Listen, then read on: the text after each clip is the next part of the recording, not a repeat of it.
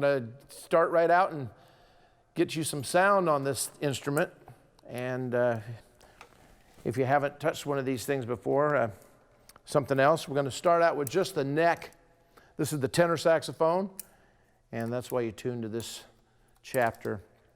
We're gonna take it apart here, and I'm gonna put it right back here on the neck, on the horn. There's a little receiver screw right here.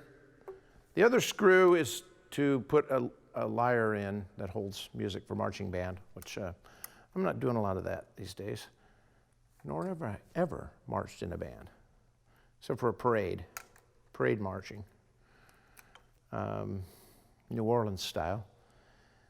This little receiver, just loosen it, neck comes out. We'll start with the mouthpiece. I play a hard rubber mouthpiece.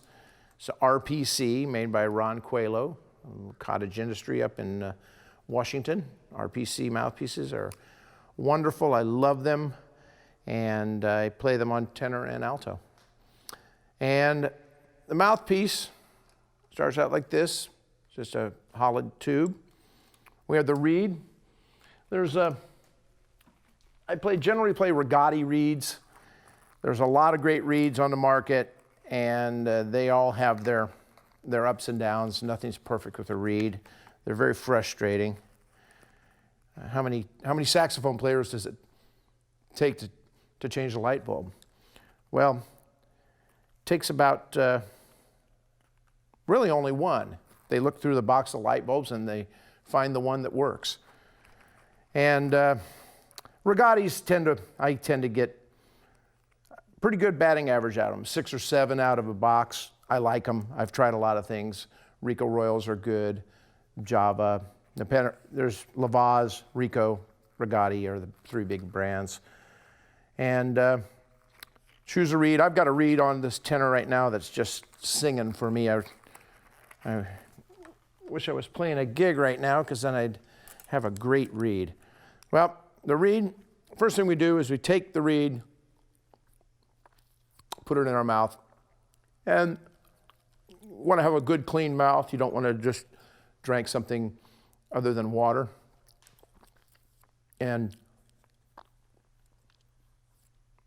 just get it, soak it in moisture, spit, and when you get that, there's a few tricks that people will do, and if I had a surface I would show you.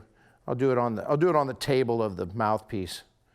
And one is that go from what's called the vamp here, where it starts to angle from the cane where it was cut, and you take it and take your clean finger and smooth it down towards the tip. That takes the moisture down the capillaries, and kind of, I guess what it really does is a little seal thing. Always remember that I am only an expert from my experience. It has nothing to do with being taught correctly, because I probably wasn't. I was taught by myself, but what I do tends to work and makes the phone ring. So we have another piece here called the ligature. Ligature means string in French, but this is anything but a string. It's just a little bracket that holds the reed on there. A lot of fancy ones out there, a lot of simple ones.